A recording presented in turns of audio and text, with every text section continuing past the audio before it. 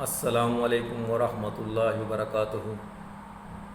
بسم اللہ الرحمن الرحیم۔ ایاک نعبد و ایاک نستعین۔ جزا اللہ عنا سیدنا محمد صلی اللہ علیہ وسلم ما هو اہل۔ میرے پیارے پاکستانیوں، آپ لوگ پاکستان مزدور چینل دیکھ رہے ہیں اور میں ہوں راؤ مسرور۔ تھوڑا سا موجودہ صورتحال پر میں سیاسی تبصرہ کرنا چاہتا ہوں۔ جہاں تک میں نے میڈیا میں رپورٹنگ دیکھی اور سوشل میڈیا پہ باتیں دیکھی اور D G I S P R نے جو پریس کانفرنس کی، جس کا مین کانٹیکسٹ یہی تھا کہ عمران خان ہم سے معافی مانگے، یہ انتہائی غلط مطالبہ ہے۔ جس شخص نے 9 مئی کیا ہی نہیں، جس شخص نے کبھی کوئی گملہ توڑنے کا کسی کو کہا ہی نہیں، جس شخص کا 26 سالہ کریئر یہ بتاتا ہے کہ وہ ملک کی سالمیت کے لیے اپنی جان تک قربان کر دے گا، وہ کیسے ملک کے خلاف بغاوت کر سکتا ہے؟ حکومت یہی چاہتی ہے کہ فوج کو ورگلا کر عمران خان کے سامنے کیا جائے، اور یہ پی ڈی ایم کی موجودہ گورنمنٹ ہے، وہ اپنے آپ کو بری الذمہ قرار دے کر فوج کو اور عمران خان کو لڑوانا چاہتی ہے۔ یہ عمران خان کی دور اندیشی ہے کہ اس نے اسٹیبلشمنٹ کو کھلا پیغام دے دیا ہے کہ ہماری لڑائی آپ لوگوں سے نہیں ہے، ہماری لڑائی اس سسٹم سے ہے جس سسٹم کے ذریعے اشرافیہ اپنا مال و دولت دن دگنا کر کے رفو چکر ہو جاتی ہے اور عوام کو اس قحط زدہ حالی میں اور عوام کو بھوک و افلاس کی نظر کر دیتی ہے، اور عوام کا جو حق رائے دہی ہے اس کو چرا لیا جاتا ہے۔ آج تک 76 سالوں میں ملک میں جتنے بھی الیکشن ہوئے ہیں سب کو مینیپولیٹ کیا گیا اور اپنی پسند کے من پسند نتائج حاصل کیے گئے، اور سویلین گورنمنٹ کو گورنمنٹ کرنے کے لیے کہا گیا بظاہری طور پر، لیکن اس کو صحیح سویلین بالادستی نہیں کہتے، کیونکہ اس کے پیچھے وہی خفیہ ہاتھ تھے جو ملک میں مارشل لا لگاتے رہے اور جو بیہائنڈ دا سین رہ کر ملک کو چلانے کی کوشش کرتے رہے، جو کہ انتہائی پاکستان کے لیے نقصان دہ ثابت ہوئی، اور آج پاکستان اپنے 76 سال گزارنے کے باوجود عوام کو صحیح حقیقی آزادی نہیں مل سکی۔ ہمارا ایک ادارہ جس کو پاک فوج کہتے ہیں، اس نے بڑے ہی اچھے انداز سے اپنے آپ کو بڑا پاک صاف رکھا اور ایک کیموفلیج کریکٹر اپنا عوام کے سامنے پیش کیا کہ ہم بڑے پارسا اور مقدس ہیں، ہم نے کوئی غلطی کی نہیں، ہم ہی عوام کے خیر خواہ ہیں اور ہم ہی حکومت چلانا جانتے ہیں، ہم ہی معیشت چلانا چاہتے ہیں، ہم بڑے اکانومسٹ ہیں، ہم بڑے بڑے ذہین سیاستدان ہیں، ہم بڑے ذہین یعنی کہ اکانومسٹ ہیں، ہم بڑے معیشت کو سنبھالنے والے ہیں، ساری کی ساری صلاحیتیں ہمارے اندر ہیں، باقی سویلین جو کتنا ہی اسپیشلسٹ کیوں نہ ہو وہ ہم سے کم تر ہے۔ 76 سال سے اسی نظریے کو پنپنے دیا گیا اور یہ نظریہ چلتا رہا اور عوام کی نظروں سے اصل حقیقت اوجھل رہی، لیکن پاکستان کی 76 سالہ تاریخ میں اور پاکستان کی سیاسی ہسٹری میں کسی بھی دانشور کی نظر اس طرف نہیں پڑی۔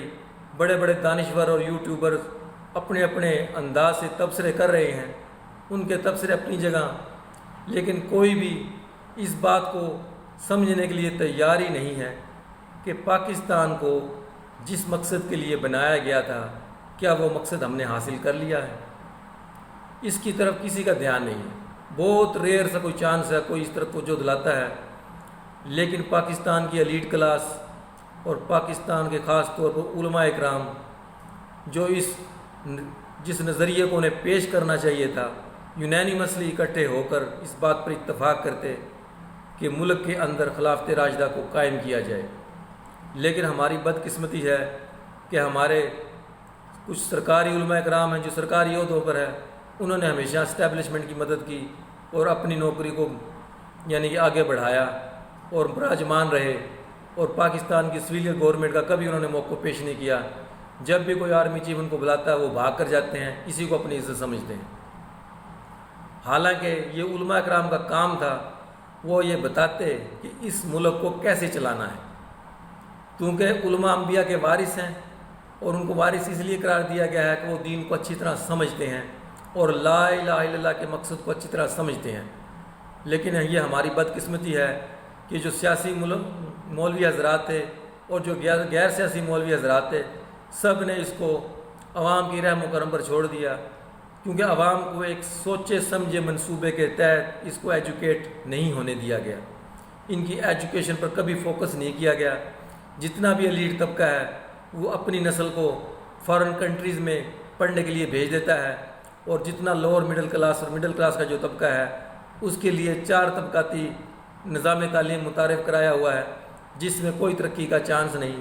کوئی غریب کا بچہ، کوئی ریئر چانس ایسا ہوتا ہے کہ وہ PCS کر کے یا CSS کر کے سویلین گورنمنٹ میں آئے اور اپنی پرفارمنس دے، لیکن اگر کوئی آ بھی جاتا ہے، کوئی ایماندار آ بھی جاتا ہے، اس کو بھی یعنی کہ یہ سوسائٹی، یہ سسٹم کرپٹ بنانے پر مجبور کر دیتا ہے، اور وہ بھی اس کرپشن کی نظر ہو جاتا ہے، خواہ وہ اخلاقی طور پر کرپٹ ہو یا وہ مالی طور پر کرپٹ ہو، وہ ہر لحاظ سے یہ سسٹم کرپشن کا وفادار ہے، کرپشن کی پروٹیکٹ کرتا ہے، اور کرپٹ لوگ اس کا حصہ ہیں۔ پاکستان میں جتنے بھی سرمایہ دار ہیں، جتنے بھی فائلر ہیں، وہ سب اپنی ٹیکس ریٹرن میں غلط گوشوارے جمع کراتے ہیں۔ یہ FBR کو بھی پتہ ہے، لیکن کوئی جرت نہیں کرتا کہ ان کے اصل اثاثوں تک پہنچ سکے۔ جتنی بھی انہوں نے فیکٹریز لگائی ہیں اور جتنا بھی فیکٹری سے را مٹیریل تیار ہوتا ہے، کیا وہ اس کا حقیقی ٹیکس ادا کرتے ہیں؟ نہیں کرتے، کیونکہ میں نے گراس روٹ لیول تک پاکستان کی ٹیکسٹائل انڈسٹری دیکھی ہے، یہ سب کے سب ٹیکس چور ہیں، اور جو بھی ملک کا حکمران بنتا ہے، خواہ وہ ڈکٹیٹر ہو یا سیمی ڈکٹیٹر ہو، یہ اس کے ساتھ مل جاتے ہیں، اس کو ڈونیشن بھی دیتے ہیں، لیکن اپنا اصل ٹیکس چھپاتے ہیں۔ آج کم از کم تنخواہ مزدوروں کی جو حکومت نے مقرر کی ہے وہ 37,000 ہے۔ کوئی ایسا طبقہ ہے جو چھوٹی فیکٹری سے لے کر بڑی فیکٹری تک چلا رہا ہے جس نے فوری طور پر 37,000 سیلری کر دی ہو؟ کوئی نام سامنے آیا ہے؟ نہیں آئے گا۔ یہ لوگ ورکروں کو تنگ کرتے ہیں، ان سے لمبی لمبی ڈیوٹیاں لیتے ہیں، اور ان کو سیلری ان کی ضرورت کے مطابق ادا نہیں کرتے۔ 12 گھنٹے ڈیوٹی، 18 گھنٹے ڈیوٹی لیتے ہیں، کوئی اوور ٹائم نہیں دیتے، کوئی ان کو پوچھنے والا نہیں۔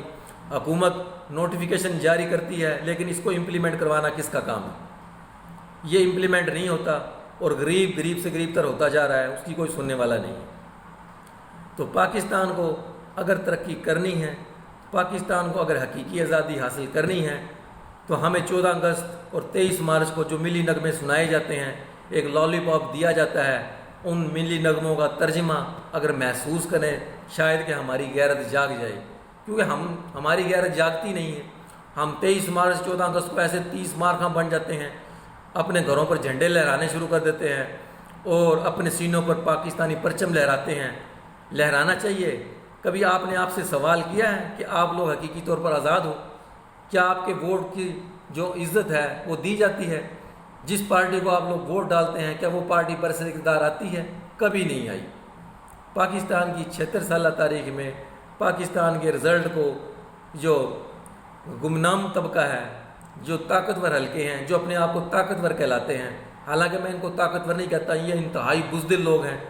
یہ اپنے مال کو بچانے کے لیے ایسی گورنمنٹ لے کر آتے ہیں جو ان کے ٹیکسوں کو چھپائے، ان کے گوشواروں کو چھپائے، انہوں نے جو کرپشن کی ہے، جو سرکاری عہدوں پر ہیں یا غیر سرکاری عہدوں پر ہے۔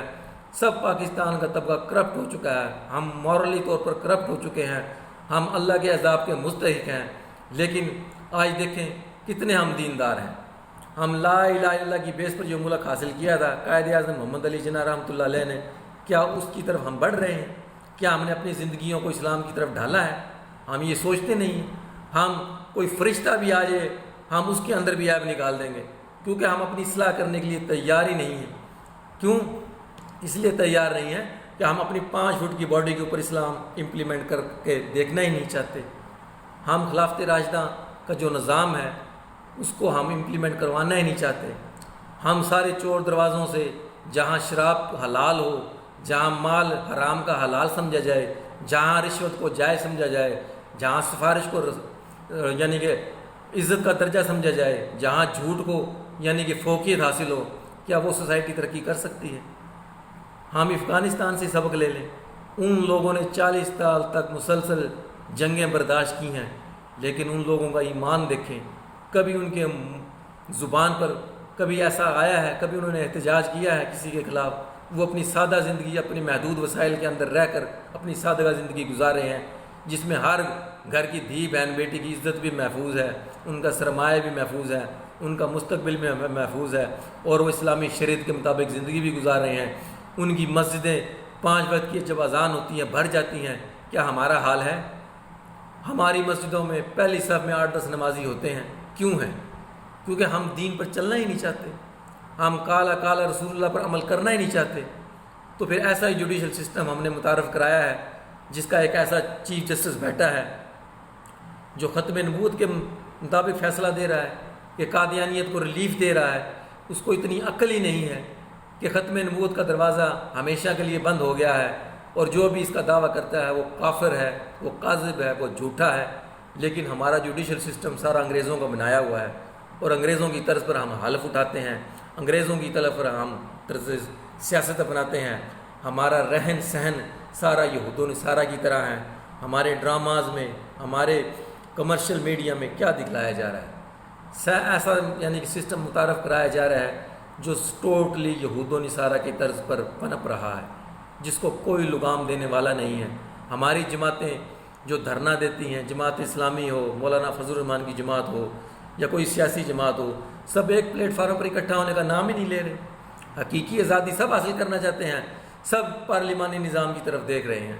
پارلیمانی نظام ایک کفریہ نظام ہے، اس میں ہماری ترقی نہیں ہے، اس میں ہماری بقا نہیں ہے۔ پاکستان کی ترقی، پاکستان کی سالمیت، پاکستان کی عوام کی عزت نفس کا جو تحفظ ہے وہ اسلام کے اندر ہے۔ 100% دین پر اللہ کی 100% مدد آئے گی، اور جزوی دین پر چلنے پر اللہ کی جزوی مدد آئے گی۔ آج ہمارے ملک میں کتنے لوگ ہیں جو حاجی ہیں، عمرے کر کے آتے ہیں، حج کر کے آتے ہیں، کبھی انہوں نے اپنے طرز زندگی کو دیکھا کہ ان سے غربت کی سطح پر رہنے والے کتنے لوگ ہیں؟ اگر آپ نے ایک مرتبہ حج کر لیا ہے تو ویل اینڈ گڈ ہے، اگر حق حلال سے کیا ہے تو بہت اعلیٰ ہے۔ کبھی اپنی دولت کا کبھی جائزہ لیا ہے؟ کیا ہم پراپر ٹیکس دے رہے ہیں؟ کیا ہم اپنے سب سبارڈینیٹ کو پوری تنخواہ دے رہے ہیں؟ جو مقررہ حکومت ہر وقت جو مقرر کرتی ہے اس کے مطابق سیلری دے رہے ہیں؟ نہیں دے رہے۔ حج اور عمرے کیے جا رہے ہیں، اور لوگوں کے سامنے اچھا بننے کی کوشش کر رہے ہیں۔ اچھا تو وہ ہے جو اللہ کی نظر میں اچھا، جو نبی علیہ الصلوۃ والسلام کے بتائے ہوئے طریقے پر چلنے کی کوشش میں لگا رہے، وہ اچھا ہے۔ اس کے علاوہ ہم نے جتنے بھی طریقے اپنائے ہوئے ہیں، ہمیں جتنے بھی بیانیے ترتیب دیے ہیں، جتنا بھی نیریٹو ہم بلڈ کر رہے ہیں، میڈیا کے ذریعے کر رہے ہیں، سوشل میڈیا کے ذریعے کر رہے ہیں، وہ سارا کا سارا ایک غیر اور یہود و نصارہ کا نظام ہے۔ ہم اس کی طرف نظر ثانی کرنے کے لیے تیار ہی نہیں ہیں۔ آج باپ بیٹی ٹک ٹاک پر ڈانس کرتے ہیں، فلمی گانوں پر ڈانس کرتے ہیں، اور وہ اس کو یہ سمجھتے ہیں کہ ہم اپنے بچوں کو ٹائم دے رہے ہیں۔ کیا یہ مسلمانوں کے کام ہے؟ کیا مسلمانوں کو ایسا کرنا چاہیے کہ اپنے بچوں اور بچیوں کو ٹک ٹاک پر ڈانسر اور اداکار اور پتہ نہیں کس کس انداز میں یعنی کہ ایکٹنگ کی جا رہی ہے؟ کیا یہ ہماری قبر میں نجات کا سبب بن سکتی ہے؟ کسی کی نظر اس کی طرف ہے؟ بالکل نہیں ہے۔ آج ایک شخص نے کلمہ حق بلند کیا ہے، پورے 1 سال ہو گیا، ہماری عدلیہ کا شرمناک رویہ، وہ جج ہمایوں دلاور، وہ ہمایوں دلاور نہیں ہے، وہ ہمایوں دلاور زیادہ ہے، کیونکہ انہوں نے ایسے شخص کو جیل کے اندر سزا دے دی ہے جس کا کوئی قصور نہیں تھا، جو 1 سال کے اندر ابھی تک اس نے سرنڈر نہیں کیا۔ وہ کہتا ہے میں غلام بن کر نہیں جی سکتا، اگر میں جیوں گا اور اپنی قوم کو جینے کا حق دوں گا تو آزاد بن کر جیوں گا۔ اس کا بیانیہ آج بھی عوام کے دلوں میں پیوست ہو چکا ہے۔ آج بھی ہم حقیقی آزادی کے در پہ ہیں، لیکن ہمیں حقیقی آزادی نہیں دی جا رہی۔ ہمارے حالات بنگلہ دیش والے بنائے جا رہے ہیں، سری لنکا والے بنائے جا رہے ہیں کہ عوام دستوں گریباں ہو جائے، عوام اپنی پولیٹیکل فورسز سے، آرمی فورسز سے دستوں گریباں ہو جائے اور یہ ملک ڈی سٹیبلائز ہو جائے۔ ہم اس چیز کا انتظار کر رہے ہیں۔ ہمارا جو تھنک ٹینک ہے جو پاکستان کی گورنمنٹ کو چلا رہا ہے، اس کی انتہائی پور سوچ ہے۔ وہ یہ سمجھتا ہے کہ ہم سب کچھ ہینڈل کر لیں گے، ٹینک کے آگے کھڑا کر کے ہم عوام کو سرنڈر کرنے پر مجبور کر دیں گے۔ یہ وہ اب حالات نہیں رہے، اب لاوا پک چکا ہے۔ انقلاب پاکستان کا مقدر ہے، انقلاب انشاءاللہ آئے گا، ضرور آئے گا، اور پاکستانیوں کو ایک ایسی خوش امید ملنے والی ہے عنقریب انشاءاللہ جس میں کالا کالا رسول اللہ کا پرچم بلند ہونے والا ہے، اس کے سامنے ہم سب کو سرنڈر کرنا ہے۔ اگر ہم سرنڈر نہیں کریں گے تو انشاءاللہ غائبی طاقت حرکت میں آئے گی، اللہ کا نظام حرکت میں آئے گا، یہ ظلم کا نظام انشاءاللہ ختم ہوگا، محروم طبقے کو انشاءاللہ ریلیف ملے گا، ضرور ملے گا۔ یہ میرے اللہ سے مجھے 100% امید ہے کہ پاکستان کے انشاءاللہ حالات بدلیں گے، لیکن ہم سب اپنے اپنے گریبان میں جھانک کر دیکھیں کہ ہم نے پاکستان کے لیے کیا کنٹریبیوٹ کیا ہے۔ کیا ہم نے مال جمع کرنے کو ہی اپنا مقصد بنا لیا ہے؟ کیا ہمیں بھوکے ننگے لوگوں کو جو فقراء ہیں، جو گلی محلوں میں مانگتے پھر رہے ہیں، کبھی ہماری نظر ان کی طرف گزری؟ کبھی ہماری نظر خانہ بدوشوں کی طرف گزری؟ ہم تو بڑے بڑے محلوں میں، بڑی بڑی کوٹھیوں میں، بڑی بڑی گاڑیوں میں گھوم رہے ہیں، کیا اس محروم طبقے کی سسکیاں آپ لوگوں کو نظر نہیں آ رہی؟ انشاءاللہ اللہ کا نظام، غائبی نظام حرکت میں آنے والا ہے۔ اس سے پہلے ہم توبہ کر لیں، پکی سچی توبہ کر لیں۔ اس میں کسی کی ہار نہیں ہے، اس میں کسی کی جیت نہیں ہے، اس میں اللہ کا حکم اور نبی کے طریقے کی انشاءاللہ جیت ہوگی، اور انشاءاللہ پاکستان میں صحیح اسلامی انقلاب آئے گا، اور پاکستان صحیح معنوں میں اسلامی جمہوریہ پاکستان بنے گا۔ آپ لوگوں کا سننے کا بہت بہت شکریہ۔ السلام علیکم ورحمۃ اللہ وبرکاتہ۔ پاکستان کا مطلب کیا؟ لا الہ الا اللہ۔